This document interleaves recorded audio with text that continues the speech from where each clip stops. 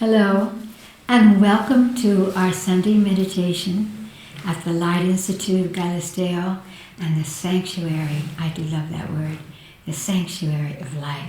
And that's really what meditation is, isn't it? It's a sanctuary within ourselves that allow us to go within and build the sense of self, the sense of purpose, the beautiful connection belonging to this world and to every other human in it and every other life force. For those of you that are joining our meditation for the first time, we divide it into 3 parts. And in the first part, we ask our higher self, that is the intuitive echo of the soul, it's our own inner voice. We ask it to take a form so that our human self can relate to it and know that we belong to it and it belongs to us. So we ask it to take a form. We ask it to touch our body so that when it touches our body, energetically it creates a vibration that allows us to not only go into a meditative state, but to receive these energies, these cosmic energies, these divine forces. And then we draw the higher self into our body and we sit in meditation. After I've spoken that, I'll make a sort of a om sound to allow you to realize that you can push the button on your machine so that you can sit in meditation for as long as you want. And then we'll begin the second part, which is practicing the art of radiance. We are radiant light beings, and the more that we wield and live within that light, the better our lives will be and the better our world will be.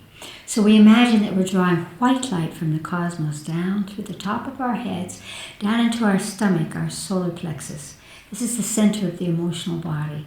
And from there we laser that white light out from us, stretching out our auric field, our electromagnetic energy, which amplifies our presence. And in our meditation here, we extend that light out and imagine that it's crossing the planet and back up into the cosmos. And we just keep drawing it down and radiating it out through the second part of meditation. Another om. In the third part of the meditation, we pick a situation or a place or something that's going on the planet, and we extend our conscious energies to that. That helps us to realize that our purpose in life can be something like using consciousness to support or change things for the better. This week, because we've had so much violent weather, we'll meditate on the balance of the weathers. For example, we just had a huge hurricane that came into Japan, and there was a big cargo boat with 600 cattle in it. They were all lost because of one hurricane. And now we have the second one going across Japan and into Korea. And so we want to gentle that. We can speak to the weather. We want the places that need rain to get rain. We want the places that have too much rain to quiet the wind, to quiet the rain, to move that energy we call a hurricane, they call it something else, out back into the sea so that it doesn't have to destroy land. So that's what we'll do in our third part, and it's wonderful to extend an energy to that and realize that it can make a difference. It can bring that hurricane's number down from, again, the last one was the biggest they'd had in centuries, and this one is coming right behind it. So we can participate in that. And if you have friends that are in that area of the world, extend this meditation to them and to let them know that we are aware and that we are supporting a shift that will protect them and their land and everything else. If you're ready, and you are, close your eyes. Take a deep breath into your body and breathe out very slowly through your mouth. That exhalation brings you into a meditative state. And now ask your higher self, the intuitive essence of your soul, your own inner voice to take a form for you. It could be a light or a being, a tree, an animal, an equation. Doesn't matter what form it takes. Just allow it to take a form now.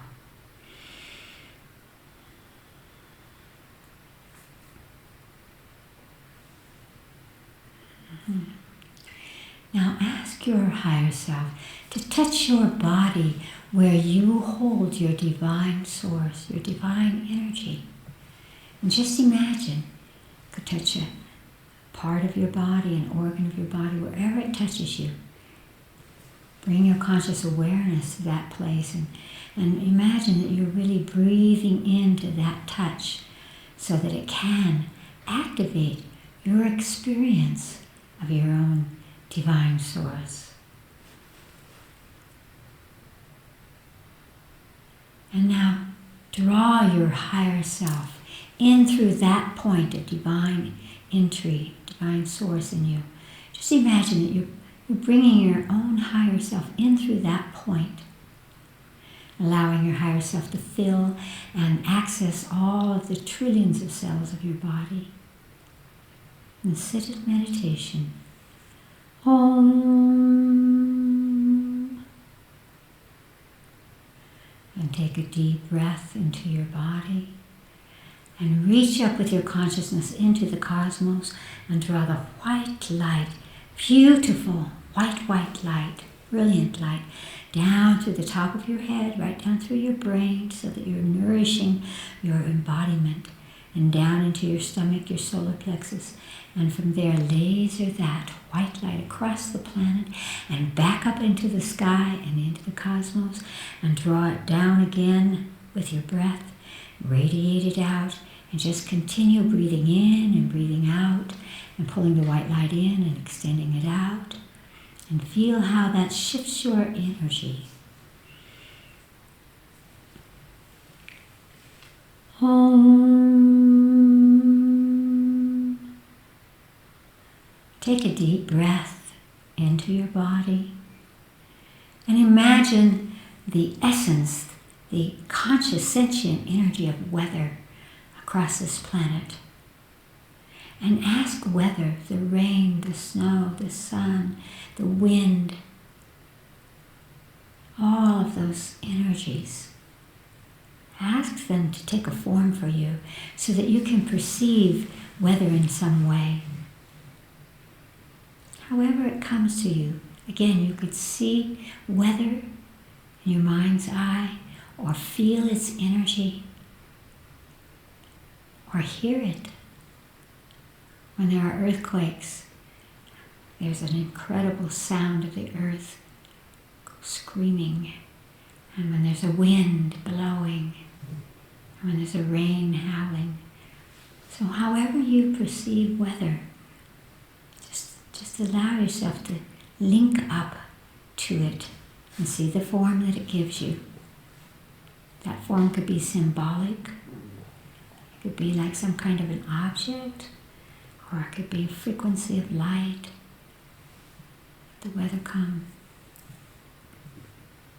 And now ask the global weather what frequency of light, which is the cosmic energy of communication, what frequency of light it needs from you to come into balance so that the sun and the rain and the wind and the quietness and all of the aspects of weather rebalance themselves and rebalance themselves in relationship to where they are, so that where it is raining, that's a place that needs rain. Or whether the sun is shining, that's a place that needs the sun shining. So just imagine that balance. And again, what is the color, this cosmic language, which will communicate to weather to create that balance so that it does what it wants to do in places that serve the earth and all living forms. See what you get.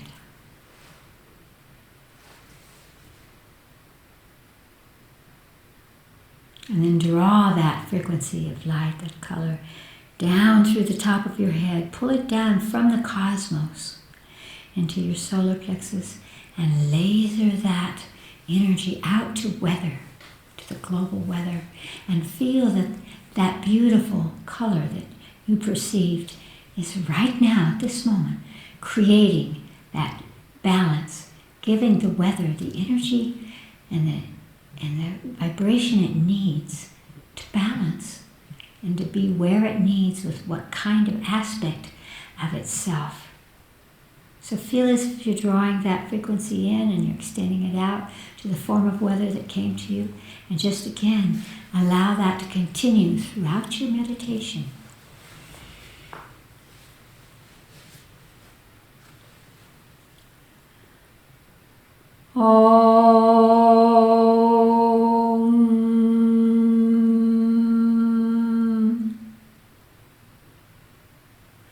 Take a deep breath into your body and open your eyes. And as you open your eyes, feel that meditative energy, that connecting with all of these frequencies is moving within you and radiating out from you. Because it's really not what we say when we're present with others or within nature and the world. It's what comes from us that creates this sort of bridging of vibration that allows us to link up with the world around us. Yes. The second part of our weekly meditation is called knowings. And in knowings, people from around the globe, from around the world, send us questions that they would like for us to discuss. And that's what we're going to do now. Allison will give us the questions. Let's see where they're coming from, Allison. The first question comes from North Carolina in the USA. Dear Miss Griscom, I'm finding more and more that I have no patience for trying to be nice when someone or something bothers me. My southern manners are becoming a thing of the past. This feels awkward, but so real and good for a change. Will you please talk about life-learned manners that get in the way of speaking one's truth? Thank you. Absolutely. With all this home sequestering, with all of these changes that are going on every level and every aspect, every dimensional frequency around our planet, it's no surprise that we might feel a little less that we owe the world our politeness or others. And so it may be a good thing for you to realize that you don't have to hide the self or submit or bow your head to anything that's going on, but that you really can speak what's true for you. Now, I always said to my students, speak your truth, but just remember that it'll change tomorrow as your awareness, your experience of life is altered and expanded.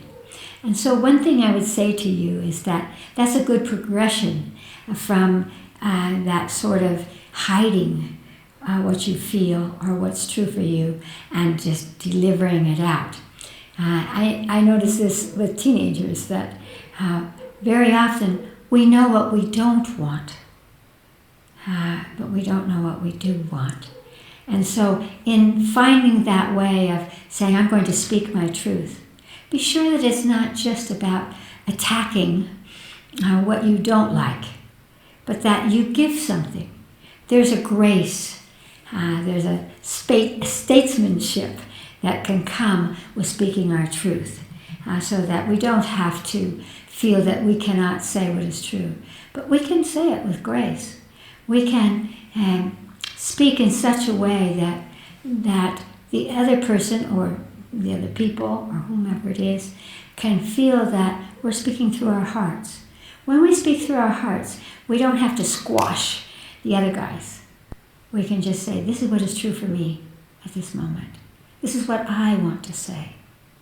And when we give ourselves the permission to say what we want to say, we begin to discover that we don't have to fight for it. We don't have to shout louder. And we can simply say what it is. I feel it's very important to, when you're going to say what you say and never mind the manners, that you really allow yourself that fraction of a second to kind of connect with that, to make sure that what you're saying is not just coming from your emotional body as a reaction, but it's coming as an action.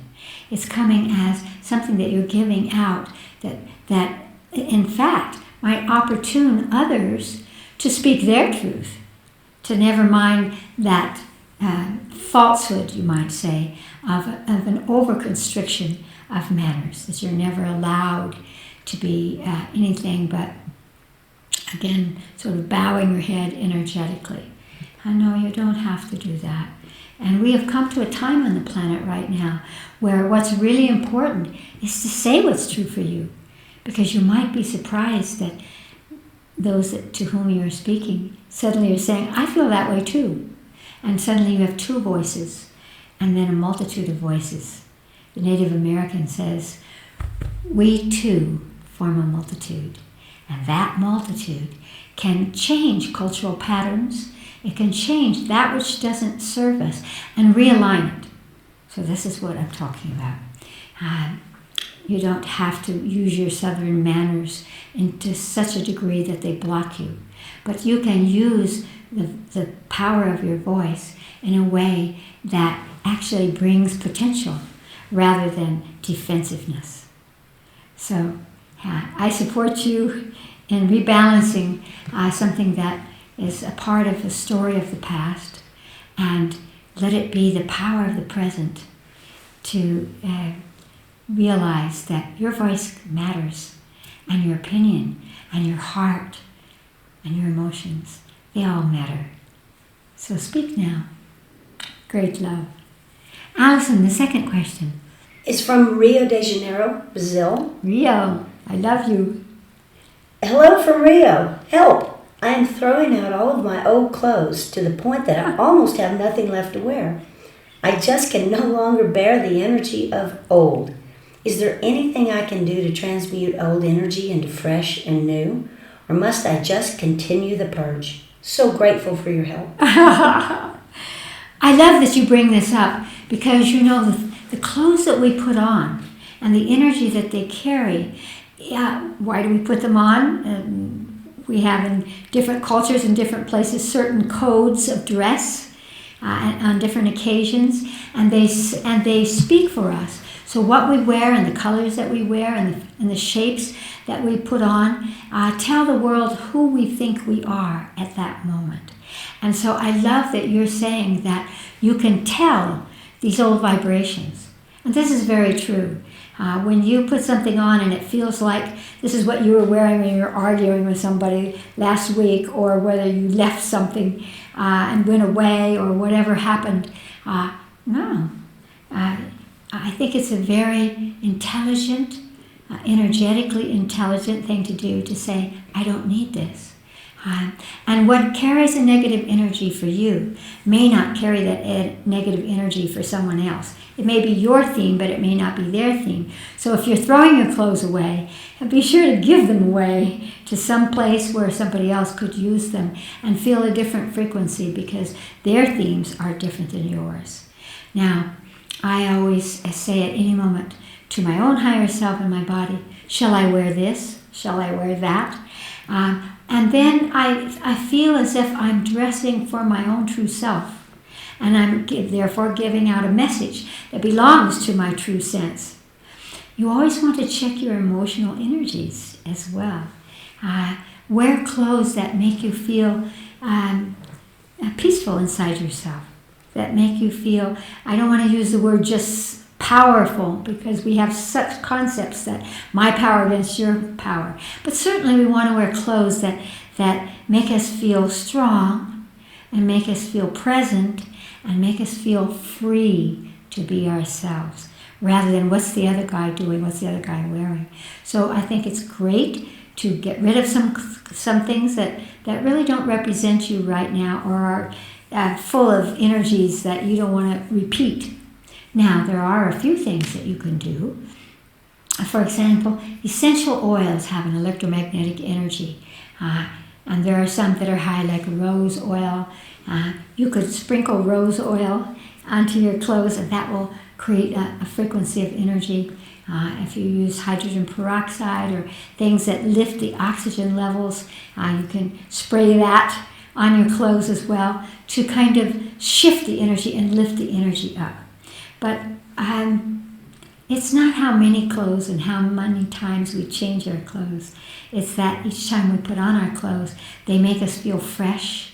They make us feel clean inside, emotionally and physically and throughout our consciousness. And so just ask about that. And I would pick up a piece of clothing and say, do I like this? Do I like this? Does it make me feel happy and strong now? And if not, get rid of it. Because again, you don't have to have many changes of clothes. You have to have clothes that make you happy and feel like you are your true self. And so there are many ways to work with those things. And the most important is to realize that you have the conscious answer and utilize that.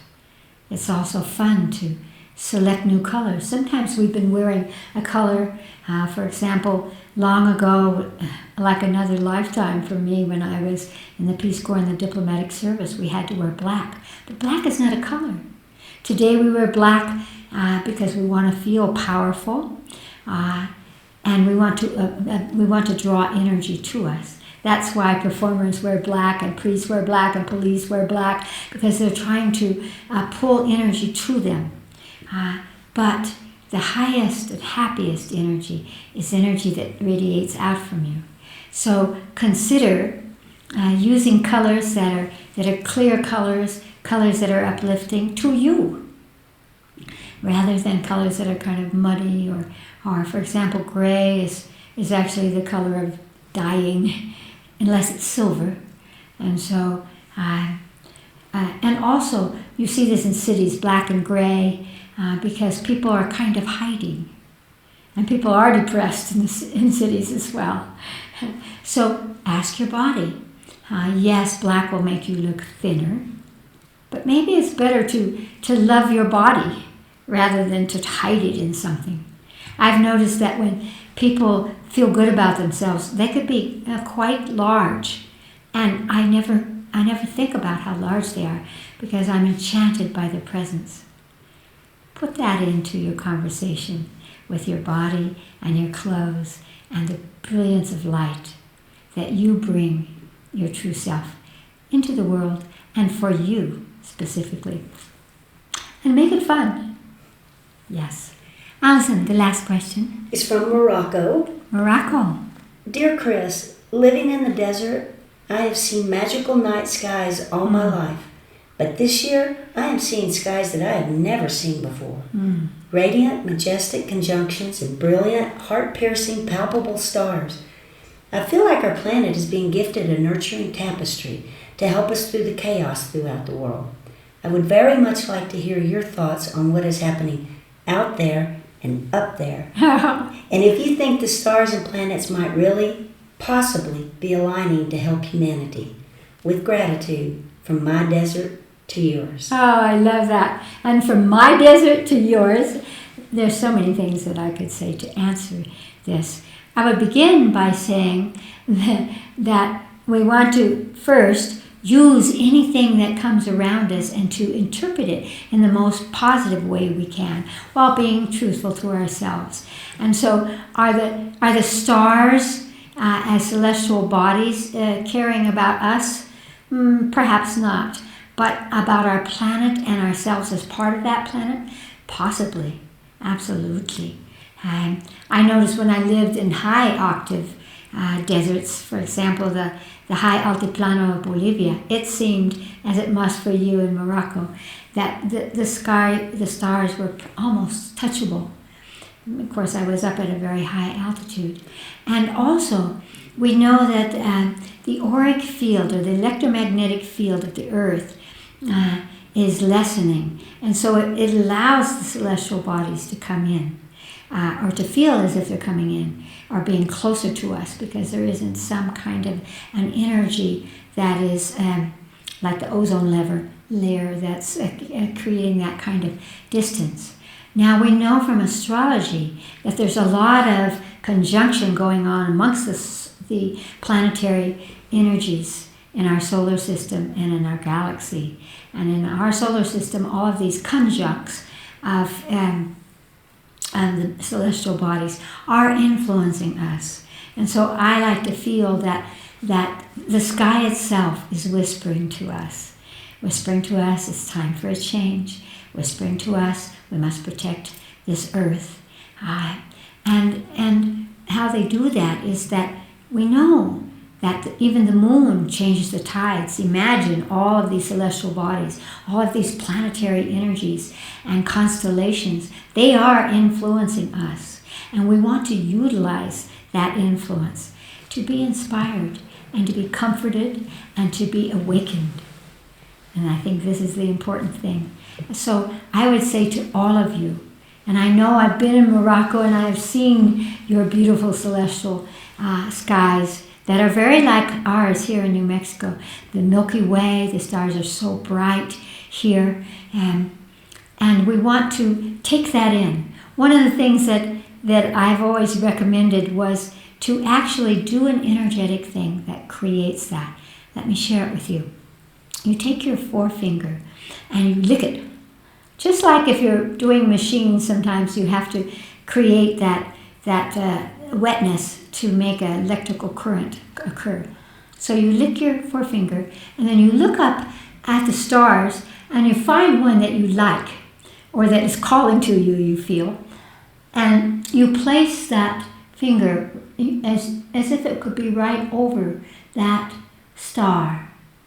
And then you just close your eyes and you imagine that the energy of the star is coming down through your finger and into your body. And you just allow it to come into you.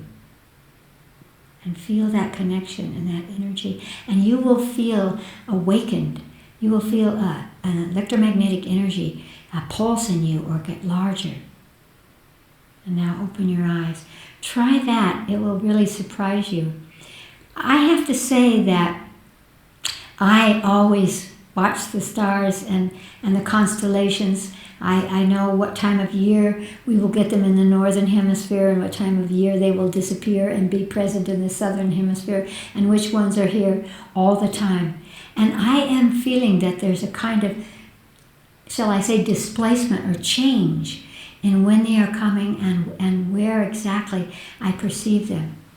So I do feel that our neighborhood, our celestial neighborhood, is aligning with us in a little different way.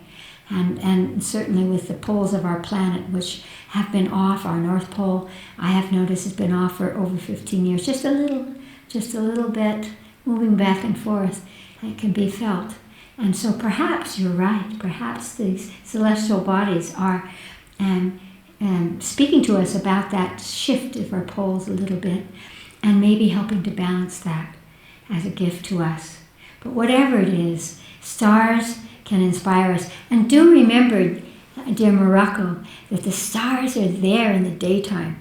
This is a message that my higher self gives me all the time to uplift me, to look up at the beautiful sky. And maybe in some places they have a sky that is gray or a sky that's full of pollution. Imagine that you could look up and feel the light energy of the stars in the daytime and then pull it down and know that it is there. So this is a way of uplifting ourselves and knowing that we are here on this planet at the right time. Great love to you, and let us both enjoy something that I love.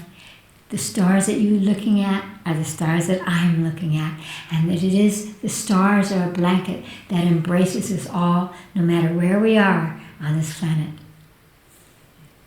Great love.